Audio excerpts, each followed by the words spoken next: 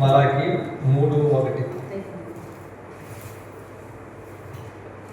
ఇదిగో నాకు ముందుగా మార్గము సిద్ధపరచుటకై నేను నా దూతను పంపుచున్నాను.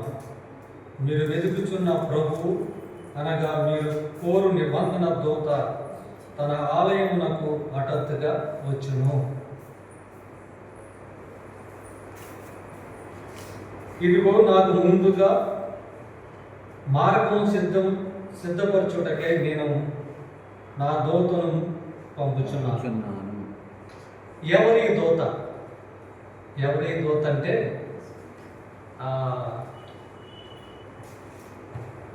గాబ్రియేలు దూతగా మనం కనుక్కుంటాం. ఎందుకంటే మనం ఈరోజు మాట్లాడుకునే అంశము ప్రభు యొక్క జన్మానికి విషయాల గురించి మనం మాట్లాడుకుంటున్నాం. ప్రియమైన వారులారా, అసలు ఎందుకు యేసుక్రీస్తు ప్రభు అనే లోకమునకు రావాల్సి వచ్చి ఉన్నది? దీని విషయంలో మన దేవుని పిల్లలుగా మనకు అవగాహన ఉంది. మానవుని సృష్టించినప్పుడు దేవుడు తన స్వహస్తాలతో మానవుని నిర్మిస్తూ వచ్చాడు. తన స్వరూపములో చెప్పుకుంటూ వచ్చాడు. ఏ లోపము లేని వాడుగా ఆయన్ని సృష్టించాడు. దేవుని కంటే తక్కువ అనిగా చేసినాడని మన అందరము తరచూ దేవుని వాక్యం ద్వారా గ్రహిస్తాం. నిజంగా ఆదాము దేవుని యొక్క చేతి పని. దేవుని యొక్క చేతి పని ఆదాము. ఎంత గొప్ప కృప అంటే ఆదాముకి ఆ యొక్క మహోన్నతుని యొక్క పరలోకములో ఆ యొక్క దేవుని యొక్క స్తుతించే ఆ ప్రధాన దేవదూత దేవుని మీద తిరుగుబాటు చేసి భూమి మీదకి పాతాళంలో నెట్టివేయబడితే ఆ స్థానములో ఈ యొక్క మానవుణ్ణి సృష్టించుకుని ఆ నాసికరంధ్రంలో జీవవాయువు ఊది తన పోలుకు చొప్పున ఆదాముని ఆయన సృష్టించుకున్నాడు. ఎంత గొప్ప అవకాశం అంటే ఆదాము నిజంగా ఎంతో కృపను కోల్పోతూ వచ్చాడు. ఆయనతో పాటు ఆయన ఒంటరిగా ఉండడం మంచిది కాదని సాటైన సహాయంగా మరి ఆయన పక్కటెముకలోంచి ఒక ఎముక తీసి మరలా ఆమెని నారీగా చేసి వారిని జతపరిచి వారిని ఆశీర్వదించి మీరు ఫలించి అభివృద్ధి నుండి భూమిని నిండించడానికి దేవుడు వారిని ఆశీర్వదిస్తూ వచ్చాడు. అంటే సర్వభూమి సృష్టించబడిన తర్వాత ఆదాము వాళ్ళకి అప్పగించబడుతూ వచ్చింది. అంటే ఆదాము మొట్టమొదటి దేవుని సృష్టిలో ఒక యువరాజులు అంటాడు. ఎందుకంటే సింహాలు వారి దగ్గరికి వచ్చి ఏం చేసి సాగిలు పడేవి. పెద్ద ఆ దినాల్లో డైనోసార్స్లు అనబడి ఉండేవండి. అవి కూడా ఆయన దగ్గరికి వచ్చి లోబడేవి. ఆయనకి ఏదైనా కావాలంటే చెట్టు ఎక్కవలసిన అవసరం లేదు. ఆయన మాటకి అన్నీ కూడా సర్వ సృష్టి లోబడుతూ వచ్చేది. ఎందుకని ఆదాము దేవుని యొక్క స్వరూపంలో ఉన్నాడు. దేవుని యొక్క మహిమతో నిండుకొని ఉన్నాడు. పరిశుద్ధతో నిండుకున్నాడు. ఏ పాపము లేని వాడుగా దేవుడు ఆయన్ని సృష్టించాడు. వారు ఏ పాపము లేదు, పరిశుద్ధత కలిగి ఉన్నారు. దేవుని ఆత్మతో నింపబడుతూ వచ్చారు. అనుదినము సృష్టికర్తన దేవుడు ఏదేని గార్డెన్కి వచ్చి ఆయనతో మాట్లాడేవాడు, ఆయనతో సంభాషిస్తూ వచ్చేవాడు. అటువంటి కృపను ఆయన కొన్ని సంవత్సరాలు అనుభవిస్తూ వచ్చాడు. ఈ సృష్టిలో అపవాది చాలా కుయుక్తి కలిగింది. దేవుని సృష్టిని ఎట్లాగైనా పాడు చేయాలి, అని ఆడు ఆలోచన కలిగి వాడు మొట్టమొదట సర్పమును ఎంచుకున్నాడు. సర్పాన్ని ఎందుకు ఎంచుకున్నాడంటే అది యుక్తి కలిగింది. దాన్ని ఎంచుకుని మెల్లగా ఆ సర్పమును లోపరుచుకుని ఆ సర్పము ద్వారా సర్పములోకి వెళ్ళి మనం సహజంగా పాము చూసిన వెంటనే దాన్ని వెంటనే మనకి వేరే ఆలోచన ఉంటుంది. అయితే దానికి కారణం అపవాది ఆ సర్పాన్ని ఎంచుకుంది. ఎందుకు సర్పాన్ని ఎంచుకుందంటే అది యుక్తి కలిగింది. అది సృష్టిలో యుక్తి కలిగింది, చాలా యుక్తి కలిగింది. చూడండి, మనం నివసించే ప్రదేశంలో కానీ మన స్నేహితులు కానీ కొంతమంది చాలా యుక్తి కలిగి ఉంటారు, చాలా తెలివిగా మాట్లాడతారు. ఒక మాట మాట్లాడి మనం మాట్లాడినట్లుగా వాళ్ళు తిప్పుతారు. మనకు చాలా కష్టం అనిపిస్తుంది. దేవుని నిబంధనసారిగా జీవించే వాళ్ళకి అటువంటి మాటలు మనకు చాలా కష్టంగా ఉంటాయి. జాగ్రత్తగా ఆ పాము తన స్వరం ఎలా వచ్చింది? అపవాది తనలోకి ఎంటర్ అయింది కాబట్టి తనకి స్వరం వచ్చింది. ఆ స్వరముతో ఆదాము లేని సమయంలో అవతో మాట్లాడుతూ వచ్చింది.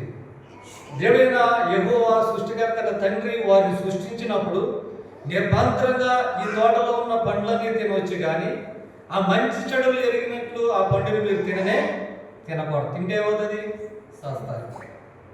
దేవుడేమో తింటే సస్తారన్నాడు. అపవాది ఏమంటుంది?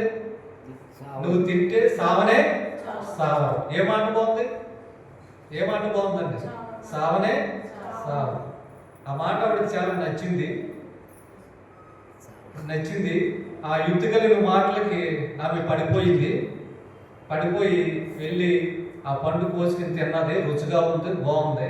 ఇంకో కొన్ని పండ్లు కూడా కోసుకుని తెచ్చుకుని భర్త వచ్చాడు. భర్త వచ్చిన తర్వాత ఊరికే నేను పోయి పండు కోసుకుని తిన్నాను, నువ్వు తినేయంటే తినేలేదు. వారి మధ్యలో చాలా సంభాషణ జరుగుతూ వచ్చింది. మన శాంసంగ్ గురించి ఒకసారి మనం ఆలోచిస్తే, శాంసంగ్ని ప్రాణం విసిగినంతగా, ఎట్లాగా ప్రాణం విసుగుతున్నంతగా ఆయన్ని శోధిస్తే తన బలం ఎక్కడంతో ఆమెకి చెప్పాడు. నాకు తెలిసి కొన్ని రోజుల నుంచి ఈ విషయంలో దాన్ని ప్రార్థన చేస్తాను, జ్ఞానిస్తాను. అవ్వ తన భర్తని చాలా పట్టుబట్టి ఉంటుంది. నువ్వు తినాలని. నా మీద ప్రేమ లేదా? నేను నీ పక్కనెముకలోంచి ఎముకుడు కదా, నా మీద ప్రేమ లేదా? నువ్వు నన్ను దేవుడు సృష్టించినప్పుడు నువ్వేమని మాట్లాడావు? నా ఎముకలలో ఎముక, నా మాసములో మాసము అని నా గురించి నేను చాలా అందమైనదాన్ని నా కొరకు నువ్వు పాట పాడవు కదా, నా మీద ప్రేమ లేదని చెప్పి ఆయన్ని విసిగించింది.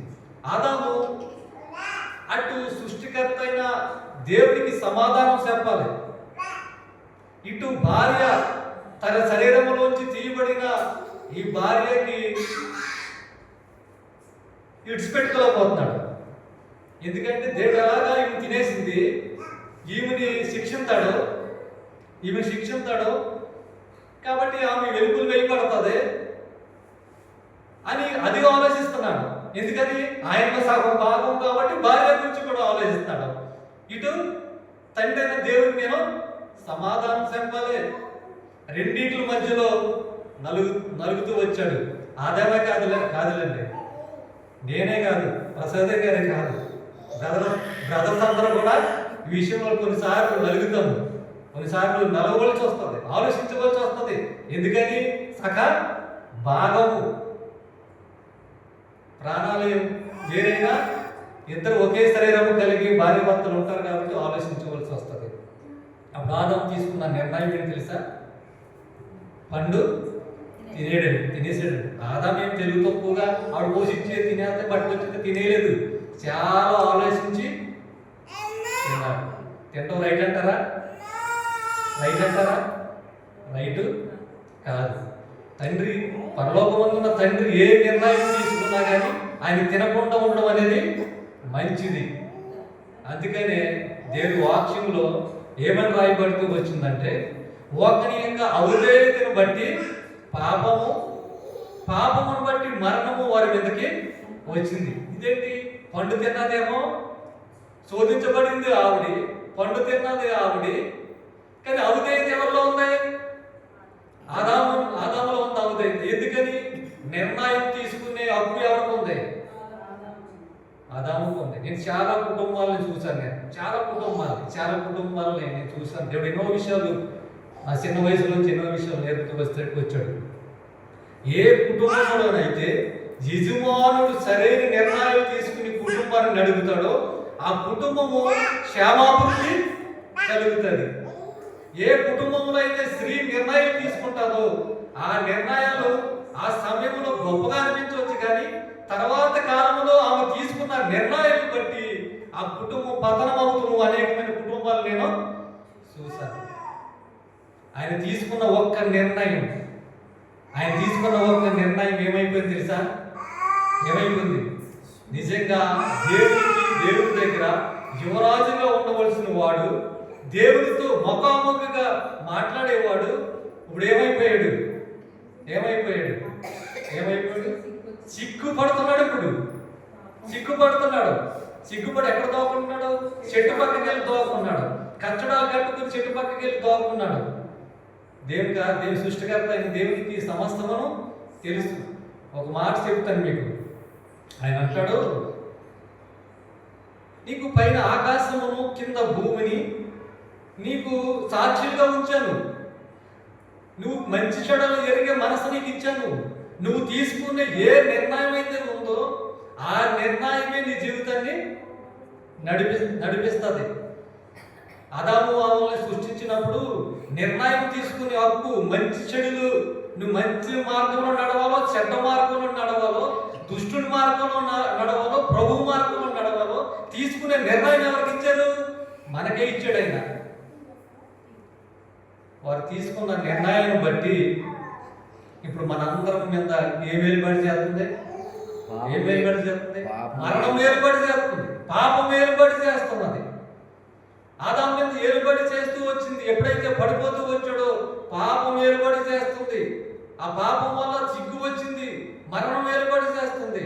దేవుని సన్నిధిలో నుంచి, దేవుని చేతిలో నుంచి బయటికి నెట్టివేయబడుతూ వచ్చాడు. ఎక్కడి నుంచి నెట్టివేయబడుతూ వచ్చాడు? దేవుని సన్నిధిలోంచి నెట్టివేయబడుతూ వచ్చాడు. ఎక్కడికి వచ్చాడు? లోకంలోకి వచ్చాడు. లోకంలో ఎవడున్నాడు? అపవాది ఉన్నాడు. లోకమంతా ఎక్కడుంది? దుష్టుని ఎందుకు పడి ఉంది, అపవాది ఎందుకు పడి ఉంది. అడు ఊరికే ఊరుకుంటాడా? దేవుని చేతిలో ఉండవలసిన వాడు ఏమైపోయాడు? తన అవిధేయతను బట్టి, పాపను బట్టి లోకంలోకి అతను వచ్చేసాడు. కాబట్టి దేవుడు అనేకమైన మార్గాలు జనరేషన్ వస్తూ వచ్చింది. 4000 సంవత్సరాలు దేవుడు అనేకమైన మార్గదర్శకాలు చూపించాడు మానవుడికి, ఎట్లాగైనా మళ్ళా దేవుని దగ్గరికి రావాలని. సినాయి పర్వతం దగ్గరికి వచ్చేటప్పటికి తన ప్రజలైన ఇశ్రాయేలుకి ఆయన దైవజనుడైన మోషేని ఏర్పాటు చేసుకుని ఆయన సినాయి పర్వతం మీదకు దిగి వచ్చి ఆయనతో 40 దినాలు రాత్రి పగల్లో మాట్లాడి ఆయనకి 10 ఆజ్ఞలతో కూడుకున్న దేవుని నీతి ధర్మశాస్త్రం అనేది ఇచ్చాడు. దానితో అది అతి పరిశుద్ధ స్థలములో అది ఉంచబడుతూ వచ్చింది. అయితే పరిశుద్ధ స్థలములో మోషే రాసిన 603 ఆజ్ఞలు కూడా దేవుడు ఇచ్చాడు. నువ్వు ఎలా బతకాలి, ఎలా తినాలి, నీ భార్యలను, నీ బిడ్డలను ఎలా పెంచాలి, నీ బంధువుల విషయంలో మొత్తం సమస్తమైన భూమి యొక్క విషయాల్లో నువ్వు ఏ విధంగా ఉండాలని ఆయన మాట్లాడుతూ వచ్చాడు. మోషే రాస్తూ వచ్చాడు. అయితే మానవుడు దేవుని ఆజ్ఞలను అతిక్రమించి కూడా తప్పుపోతూ వచ్చాడు. 40 సంవత్సరాలు వాళ్ళని పరిశోధిస్తూ వచ్చాడు దేవుడు. పగలు మేఘస్తంభంగా ఉన్నాడు, రాత్రి అగ్ని స్తంభంగా ఉన్నాడు. వాళ్ళకి నీళ్ళు కావాలంటే నీటి బొక్కను పుట్టించాడు, బండ్ల నుంచి నీళ్లు ఇచ్చాడు. అబ్బాయి పరలోకం నుంచి మన్నా కురిపిస్తే, అబ్బాయి మీ మన్నా మాకు నచ్చలేదు, మాకు ఐగుప్తులోనే బాగుంది అంటే పూరేళ్ళు ఇచ్చాడు. వారు తిని వారి నాశకరంధంలో నుంచి అవి యక్షమైపోయినట్లుగా దేవుడు వారికి అనుగ్రహిస్తూ వచ్చాడు. వారి చెప్పులు అరగలేదు 40 సంవత్సరాలు, వారి వస్త్రాలు సిరగలేదు. అయినా ఎక్కడ కూడా వారిలో మార్పు ఉందా? ఐగుప్తు దేశం నుంచి నా టైం తప్పు కాబట్టి స్పీడ్గా వెళ్ళిపోతున్నాను, ఎన్ని ఎవరికి అనుకోవట్లేదు కదా. బయలుదేరిన వారు ఎర్ర సముద్రంగా బయలుదేరిన వారు 20 లక్షల మందిగా వారు సుమారుగా 20 లక్షల మందిగా వారు ఎర్ర సముద్రం దాటి వచ్చారు. ఎర్ర సముద్రంలో వారికి ఆయన బాప్టిజం ఇచ్చాడు. 40 సంవత్సరాల వారిని ఆ దేవుడు వాళ్ళని పరిశోధిస్తూ వచ్చాడు. ఒక కాలేబు యెహోషువ అనబడిన ఆ భక్తులిద్దరూ మాత్రం తప్ప మిగిలిన ఎవరు కూడా ఆ 20 ఏళ్ళ వయసు ఆ పైబడిన ఎవరు కూడా ఆ దేశంలోకి, ఆ పాలు తేనె ప్రవహించి దేశంలోకి వెళ్ళలేకపోయారు. కాలేబు యెహోషువ ఎందుకు వెళ్ళారు? వారి నిండు మనసుతో దేవుని యొక్క ఆజ్ఞలను అనుసరించి దేవుని యందు భయభక్తులు కలిగి వారు జీవిస్తూ వచ్చారు. కుడుముకు కానీ ఎడమకు కానీ తిరగకుండా దేవుని యొక్క నిబంధనసారంగా వారు జీవించారు. కాబట్టి వారు పాలు తేనె ప్రవహించి దేశంలోకి వారు ప్రవేశించారు. పాలు తేనె ప్రవహించి దేశంలోకి వెళ్ళిన తర్వాత ఎవరి ఇష్టమైన మార్గంలో వారు ఎంచుకుని వెళ్ళిపోయారు. అని యెహోషువ అంటాడు, నేను నా ఇంటి వారిని కూడా యెహోవాని మాత్రమే సేవిస్తాం. నేను నా ఇంటి వారిని మాత్రం యెహోవానే సేవిస్తాం. వాళ్ళిద్దరే కనబడతారు. ఆ తర్వాత మరలా కాలంలో దేవుడే ప్రజలను పరిపాలిస్తుంటే అబ్బే మాకు కుదరదు, అన్ని జనులందరికీ ఏమన్నారు? రాజులు ఉన్నారు, మాకు రాజు కావాలి. దేవుడు రాజునిచ్చాడు, ప్రధాన యాజకులు ఇచ్చాడు, న్యాయాధిపతులు ఇచ్చాడు. అనేక సార్లు తప్పుపోతూ వస్తే వాళ్ళు సరిచేస్తూ వచ్చాడు. చివరికి దేవుడే ప్రాణము విసిగిపోయిందండి. అలా విసిగిపోయి మలాకి గ్రంథానికని మత్తయి సువార్తకని 400 సంవత్సరాల గ్యాప్ ఉన్నది. ఎందుకున్నదంటే దేవుడు ప్రజలతో మానవుడితో మాట్లాడటం మానేశాడు. ఎందుకని? నరులు తన అక్రమం, తన పాపం విషయంలో ఎట్లా ఉన్నారు? దుర్మార్గులు అయిపోతున్నారు, దుష్టత్వము కలిగి ఉన్నారు. ఒక విషయంలో కదండి, దేవుని విషయంలో ప్రతి విషయంలో కూడా ఆయన బహుగా బాధిస్తూ వచ్చారు. కాబట్టి దేవుడు వారితో మాట్లాడటం మానేశాడు. అలా మాట్లాడటం మానేసిన ఆ కాలంలో ఒక భక్తుడు ఉన్నాడు, ఒక భక్తురాలు ఉన్నది. ఆయన చూపిస్తాను. ఆయన పాత నిబంధనకి చివరి వాడు, కొత్త నిబంధనకి మొదటి కుటుంబం ఉన్నది. 2 భార్య భర్తలు ఉన్నారు. నేను నా జీవితంలో నేను కొన్ని విషయాలు చాలా సంతోషిస్తాను.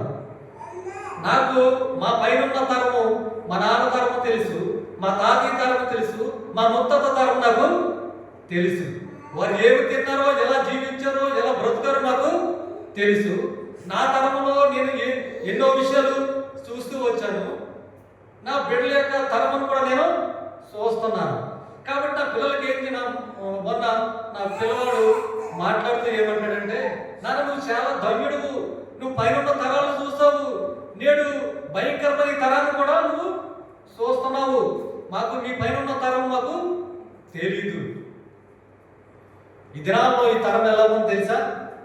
చాలా భయంకరంగా ఉంది. బిడ్డలు కాపాడుకుంటాం, ఎంత తల్లిగా తండ్రిగా వారిని కాపాడుకుంటాం చాలా జాగ్రత్త వహించవలసి వస్తుంది.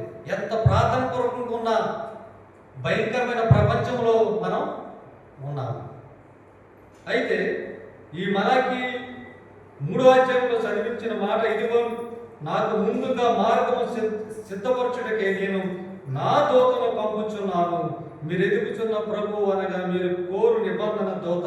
రండి, మలాకి అదే కొత్త నిబంధనలోకి వెళ్ళిపోతాం. ఒక 2-3 విషయాలు మాత్రమే మీకు చూపిస్తాను.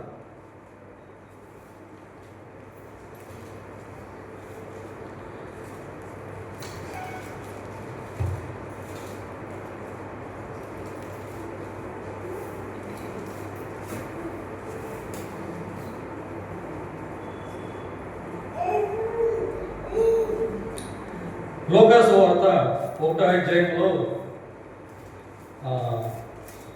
5వ వచనము నుంచి నేను 5-6 వచనాలు నేను చదువుతాను. యోదయ దేశపు రాజైన హేరోదు దినములలో అబియా తరగతిలో ఉన్న జకర్యా అనే ఒక యాజకుడుండెను. అతని భార్య అహరోను కుమార్తెలలో ఒకతే, ఆమె పేరు ఎలిసబెతు. వీరిద్దరు ప్రభు యొక్క సకలమైన ఆజ్ఞల చొప్పునను న్యాయ విధులను చొప్పున నిరపరాధులుగాను నడుచుకునుచు దేవుని దృష్టికి నీతిమంతులై ఉండిరి. ఎలా ఉన్నారంటే దేవుని దృష్టికి నీతిమంతులై ఉన్నారు. దేవుని యొక్క కట్టడలను ఆజ్ఞలను అనుసరిస్తూ, దేవుని యొక్క నీతిని అనుసరిస్తూ దేవుని యొక్క భయభక్తులు కలిగి ఉన్నారు. ఆ కాలంలో ప్రజలు ఎలా ఉన్నారు చెప్పండి? ఆ ప్రజలు ఎలా ఉన్నారు? భయంకరమైన దుష్టత్వంతో నిండుకున్న ప్రజల మధ్యలో ఈ భార్య భర్తలు ఎట్లా ఉన్నారు? దేవుని యందు భయభక్తులు కలిగి ఉన్నారు. ఈ జకరియా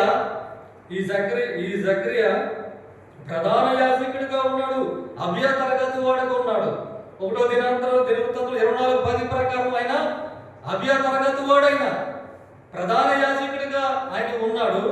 ముసలతనం వచ్చేసింది, పిల్లలు లేరు. కానీ దేవుని యొక్క కనుదృష్టి చూసారా? ఎవరైతే దేవుని యందు భయభక్తులు కలిగి ఉంటారో, ఎవరైతే దేవుని యొక్క నీతిని అనుసరిస్తారో, దేవుని యొక్క మార్గంలో నిలిచి ఉంటారో, లోకమంతా దుష్టుని యందు పడి ఉన్నాయి. మనకు దాంతో సంబంధం లేదు. మనం క్రీస్తు వారు, మన లోకంతో మనకే పని లేదు. మన పని అంతా ప్రభుతోనే మనకే పని. వారి భార్య భర్తలు ఆ విధంగా వారి మనసును నిలుపుతూ వచ్చారు. కాబట్టి ఈ పాత నిబంధన కాలం అంతా ముగిసిపోయింది, కొత్త నిబంధన కాలంలోకి మీరు వచ్చారు. అయితే మరి ప్రభువు పరలోకం నుండి ఆయన చూస్తున్నవాడు, ఆయన కృప కలిగిన వాడు, అనేకమైన వాగ్దానాలు, సుమారుగా కొన్ని వందల వాగ్దానాలు ఆయన కుమారుడిని చేసి క్రీస్తు ప్రభు వారు ఈ లోకంలో జన్మించవలసిన పరిస్థితులు ఉన్నాయి.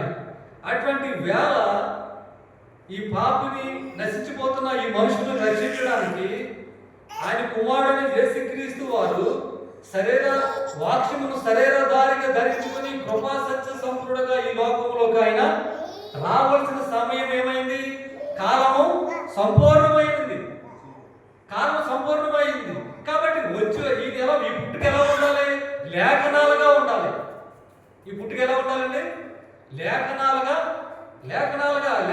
లేఖనాల పద్ధతిగా ఆయన ఈ లోకంలోకి రావాలి.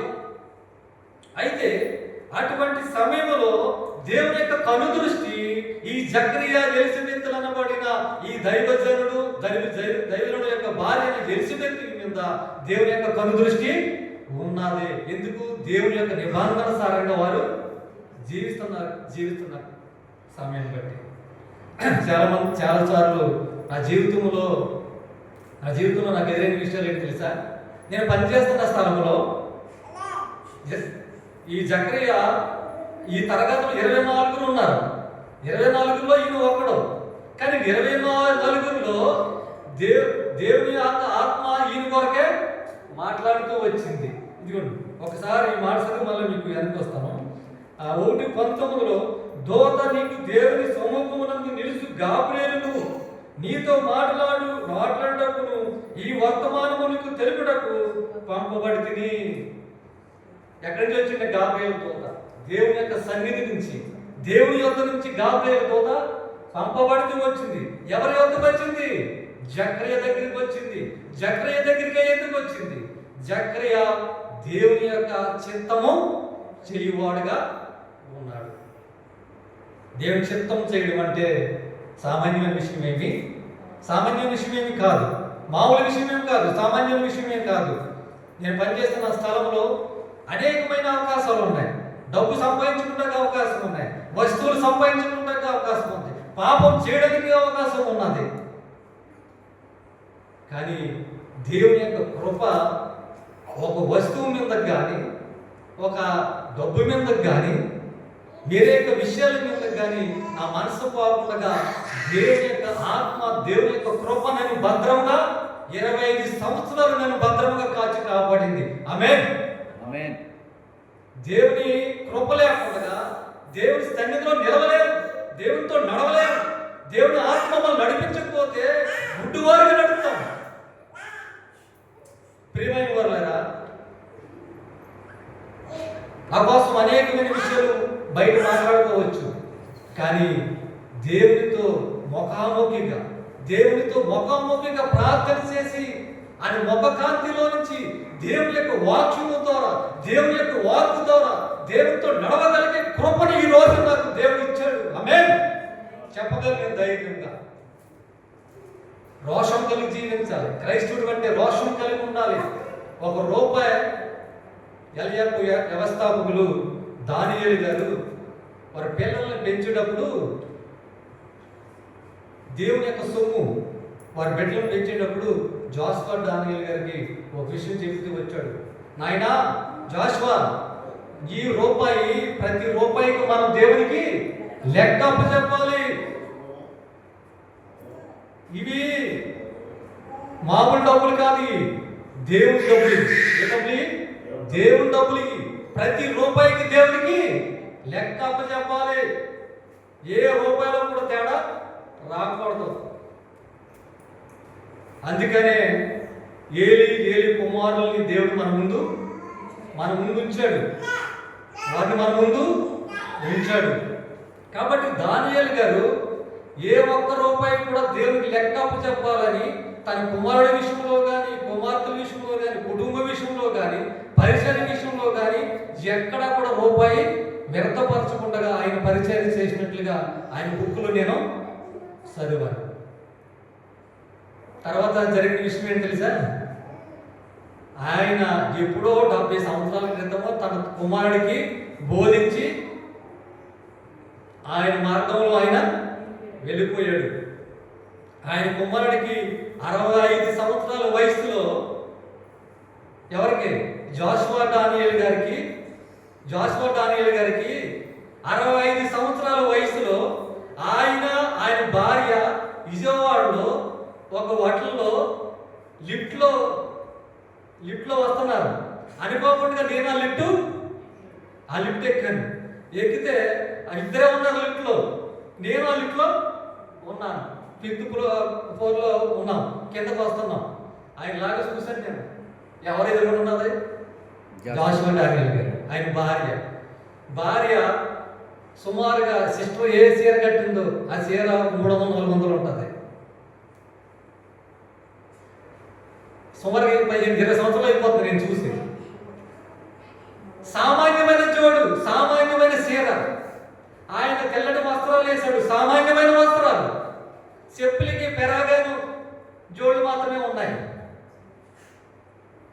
70 సంవత్సరాలు 65 సంవత్సరాలు అయిపోతుంది. తండ్రి ఏం బోధించాడు కుమారుడు దాన్ని నెరవేరుస్తూ వచ్చాడు. అందుకాబట్టి నేటికి కూడా పరిచర్య నిలిచి ఉన్నారు. దేవుని విషయంలో దేవునికి లెక్కప్ప చెప్పాలి. మనం దేవుని విషయంలో దేవునికి లెక్కప్ప చెప్పేవారుగా ఉన్నాము. జకరియా ఎలిజబెత్ దేవునికి భయపడుతూ వచ్చారు కాబట్టి దేవుని దూత ఆయన యొద్దకు వచ్చి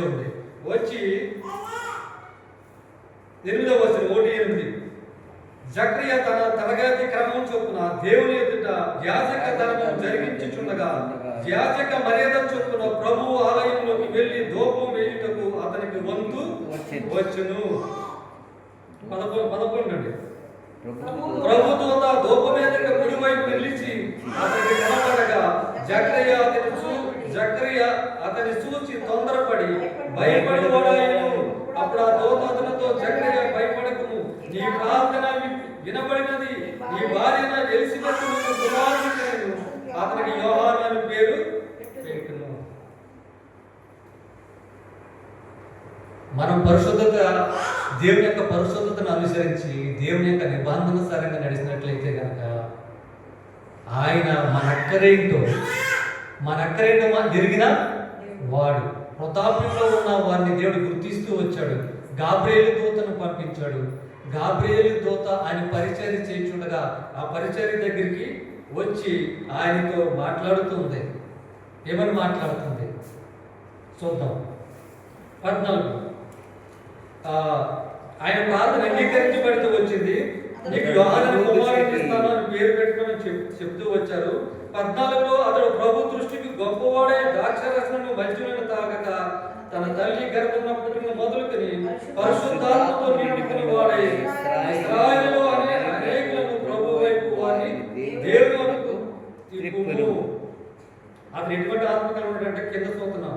ఏలు యొక్క ఆత్మశక్తి గలవాడి ఆయన ముందుగా వెళ్ళును గనుక నీతో సంతోషంగా మహానందంగా కలుగును. అతను పుట్టినందుకు అనేకులు సంతోషింతురు. ఎవరి గురించిందండి? యోహాను గురించి. ఇక్కడికి జకరియా గురించి తెలుసుకున్నాము. రెండవది తన కుమారుడైన యోహాను గారి గురించి కూడా తెలుసుకున్నాము. ఆవిడికి ఆరో నెల రాగా ఒక 5 నెలలు ఆవిడ గర్భవతి అయింది.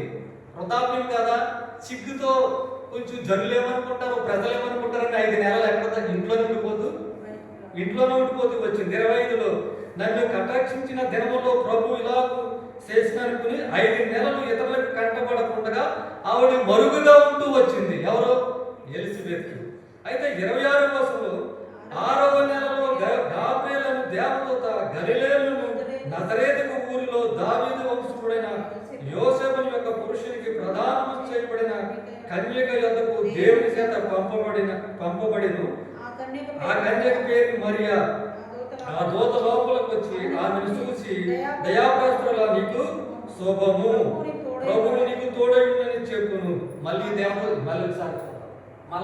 ఎక్కడికి వచ్చింది? ఎక్కడికి వచ్చిందండి? ఎక్కడికి వచ్చింది? మరియా యొద్దకు వచ్చింది. మరియా నివసించే ప్లేస్లోకి వచ్చి, నువ్వు దయాప్రాస్తురాలు, నువ్వు శుభము కలుగును గాక. ఒకసారి ఈ విషయంలో ఒకసారి ఆగుతాను. ఇంకో 2 విషయాలు మాత్రమే చూపించిన నా టైం ఆపుకుంటాను. ఎస్తేరు కాలంలో రాజు యొద్దకి మరి ఆవిడ సిద్ధపడి వెళ్ళడానికి సుమారుగా అనేక నెలలు ఆవిడని తయారు చేసి సిద్ధపరిచి తీసుకెళ్ళటం జరిగింది.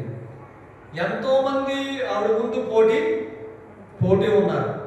కానీ వారందరికంటే ఈవిడి ముందు వరుసలో ఉన్నది. దానికి కారణం ఏంటి? దేవుని యొక్క కన్ను దృష్టి తన మీద ఉంది కాబట్టి. ఎవరిని ఆకర్షించుకుంది ఆవిడ? రాజుని ఆకర్షించుకుంది.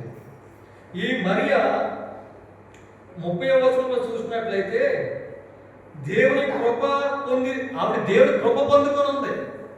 ఏం పొందుకొని ఉంది ఆవిడ? దేవుని కృప పొందుకొని ఉన్నది. నోవా కాలంలో ఆయన దేవుని యొక్క కృపనందుకుని ఆయన ఆ జలప్రలయంలోంచి తన కుటుంబాన్ని రక్షించుకుంటూ వచ్చాడు. తర్వాత జనరేషన్కి ఆయన మార్గదర్శకుడిగా ఆయన నిలిచాడు. తర్వాత కాలంలో ఈ కొత్త నిబంధనలో ఇలా కృపనందుకున్న వారు బహు తక్కువ మంది ఉంటే, అందులో ఈ స్త్రీల్లో కృపనందుకున్న ఆవిడలో నేను ఈవిడే మొదట ఆవిడనుకుంటున్నాను. నేను ఈ కొత్త నిబంధనలో దేవుడి కృపనందుకున్న ఆవిడలో ఈవిడే మొదటి ఆవిడ. పాత నిబంధనలో దేవుడి కృపనందుకున్న వ్యక్తిలో నోవాహు ముందు వరుసలో ఉంటే, కొత్త నిబంధనలో దేవుడి కృపనందుకున్న స్త్రీల్లో ఆవిడ మొదటి వరుసలో ఉన్నది.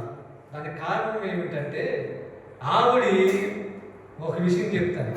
అహరోను కుమార్తెల్లో ఎలిజబెత్ ఒక ఆవిడ. అహరోను కుమార్తెలో ఎలిజబెత్ ఒక ఆవిడ. ఆ ఎలిజబెత్కి సమీపమైన బంధువీవిడి మరియా. ఎలిజబెత్కి సమీప బంధువు. అంటే వీళ్ళు ఎవరు? అహరోను యొక్క సంతానము, యాజకుల యొక్క సంతానములో నుంచి, దేవుని యొక్క నిబంధనలు అనుసరించి జీవించే కుటుంబంలో నుంచి వీరు రాబడుతూ వచ్చారు. ఎందుకు యాజక కుటుంబంలో నుంచే వారిని ఎన్నిక చేసుకున్నాడు? ఎందుకు యాజక కుటుంబంలో నుంచి ఎన్నిక చేసుకున్నాడంటే, రాబోయేవాడు, పుట్టబోయేవాడు మెలికేసి క్రమము చొప్పున ఆయన ప్రధాన యాజకుడిగా వెళ్ళవలసిన వాడుగా ఉన్నాడు. యేసుక్రీస్తు పుట్టుక ఈ రోజు లోకంలో జరుపుకున్నట్లుగా ఈ డ్యాన్సులతోని, పాటలతోని, అల్లర్లతోని ఆయన పుట్టుక లేదండి. ఆయన పుట్టుకలో పరిశుద్ధత ఉన్నది. ఆయన పుట్టుకలో దైవ క్రమం ఉన్నది. సామాన్యంగా ఏమి ఆయన పుట్టుక జరగలేదు. ఈ రోజున క్రైస్తవ్యము గుడ్డుతనంతో నిండుకొని ఉన్నది, చీకట్లో ఉన్నది. గుడ్డుతనంతో నిండుకుని చీకట్లో క్రైస్తవ్యం కొట్టుమిట్లాడుతుంది. కళ్ళు మూసుకుపోయి మంచి చెడులు వివేచించలేని వారుగా ఉన్నారు. యవనస్తులను తీసుకొచ్చి ఆ తక్కువ బట్టలు వేసుకుని డ్యాన్సులు వేస్తున్నారు భయంకరంగా. చూస్తాకి ఎంతో అది మనకే ఇబ్బందికరంగా ఆ పరిస్థితులు ఉన్నాయి, చూడలేకపోతున్నాం. కానీ ఈవిడి కన్యక, ఆవిడ గురించి సాక్ష్యం ఉన్నది, ఆవిడ కన్యక, ఏ పురుషుని ఎరగనిది, అహరోను యొక్క సంతానంలో వచ్చింది, ఆమె యాజకుల కుటుంబంలో నుంచి ఉన్నది. ఆవిడ్ని పరిశుద్ధాత్మ దర్శించి దేవతతో మాట్లాడుతుంది. కిందకు వద్దామండి, 34 వచ్చేదాము. అందుకు మరియా, నేను పురుషుని ఎరగిన దానినే ఇలాగూ జరుగునని దూతతో అనగా, దూత పరిశుద్ధాత్మని మీదకి వచ్చును, సర్వోన్నతుని శక్తిని కమ్ముకును, గనుక పుట్టబోగు శిశువు పరిశుద్ధుడే దేవుని కుమారుడు అనబడును. సరిపోతాం. దేవుని యొక్క ప్రణాళికలో జకరియా ఉన్నాడు, దేవుని యొక్క ప్రణాళికలో ఎలిజబెత్ అమ్మ ఉంది, దేవుని యొక్క ప్రణాళికలో యోహాను ఉన్నాడు, దేవుని యొక్క ప్రణాళికలో మరియా ఉన్నది. ఇక్కడికి ఇది ఒక యాజక, లేవి గోత్రం నుంచి ఇది ఒక యాజక కుటుంబముగా అది ఉన్నది. రెండవదిగా యోసేపు గురించి చూద్దామండి. యోసేపు గురించి చూద్దాం. మత్తయి సువార్తలోకి ఒకసారి వెళ్ళి ఆయన కూర్చొని మాటలు చూపించి నేను సహాయాన్ని ప్రసాదం 1:19 ఆమె భర్తైన యోసేపు నీతిమంతుడై ఉండి ఆమె అవమానపరచునలుగా రహస్యముగా ఆమె విడనాడక ఉద్దేశించును. ఆగిదామండి. ప్రదానం చేయబడుతూ వచ్చింది. ఎవరికి? యోసేపుకి. అసలు ఈ యోసేపు ఎవరో మనం తెలుసుకుందాం. ఇక్కడే పైనుంచి వీడియో తెలిసేసుకుందాం. 5:1-5లో ఏముందంటే, నాయస్సును సాల్మానును కనెను, సాల్మాను రహాబునందు బోయాజుని కనెను, బోయాజు రూతునందు ఓబేదుని కనెను, ఓబేదు యెషీని కనెను, యెషీ దావీదైన రాజును కనెను. మరి ఈ యొక్క యోసేపు తండ్రి ఎవరంటే ఈ 16వ వచనంలో కనపడుతుంది. 15-16లో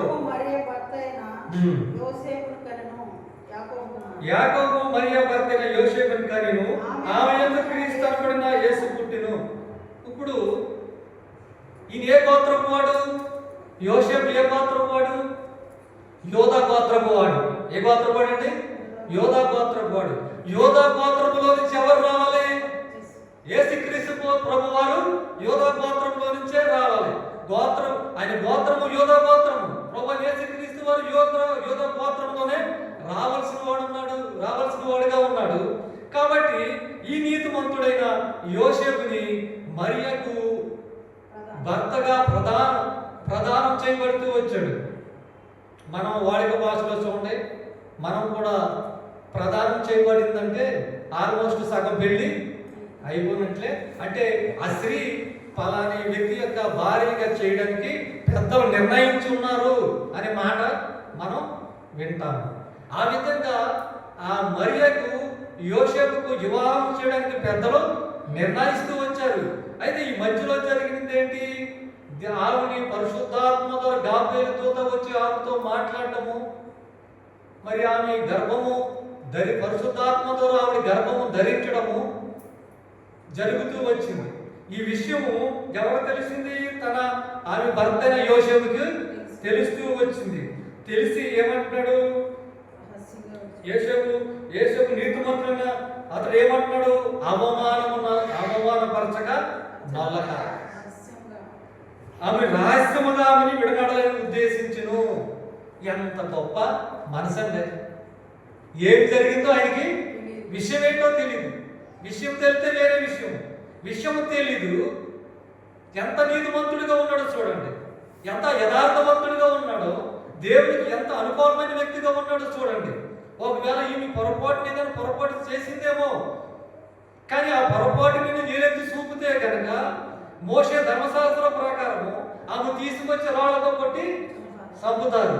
కాబట్టి నేను మెల్లగా రహస్యముగా ఆవిని విడనాడాలని నిర్ణయం చేసుకున్నాడు. ఎంత గొప్ప మనసు అండి! ఎంత గొప్ప మనసు! ప్రభు యేసుక్రీస్తు వారి యొక్క పుట్టుక వెనకాల ఎటువంటి వ్యక్తులు దేవుడు ఏర్పాటు చేసుకున్నాడో మనం ఒకసారి ఆలోచిస్తే దేవుని చిత్తం చేయవారందరూ కూడా ఇందులో వాళ్ళు ఉన్నారు. అయితే ఈ యోసేపు చూద్దామండి, మళ్ళీ దేవదూత మళ్ళీ వస్తాడు 20లో. అతడు ఈ సంగతులను కూర్చొని ఆలోచించుండగా ఇదిగో ప్రభు దూత, చూడండి మళ్ళీ ప్రభు దూత స్వప్నమందు అతని ప్రత్యక్షమై, దావీదు కుమారుడైన యోసేపు, నీ భార్య అయిన మరియను చేర్చుకున్నకు భయపడకు, ఆమె గర్భము ధరించినది, పరిశుద్ధాత్మ వలన కలిగినది, ఆమె యొక్క కుమారుని కనిను, తన ప్రజలను వారి పాపం నుండి ఆయన రక్షించిన కనుక ఆయనకి యేసు అని పేరు పెట్టింది అని, ఇదిగో కన్యక గర్భవతి కుమారుని కనును, ఆయనకు ఇమానుయేలు పేరు పెట్టుదురు. ఇమానుయేలు అనగా పేరుకు భాషాంతరం దేవుడు తోడని అర్థము. ఎంతమందిని దేవుడు ఏర్పాటు చేసుకున్నారు చూడండి. ఇంకా ఉన్నారు జకరియా, ఎలిజబెత్, యోహాను, మరియా, యోసేపు. ఇప్పటికి 5 అయ్యారు.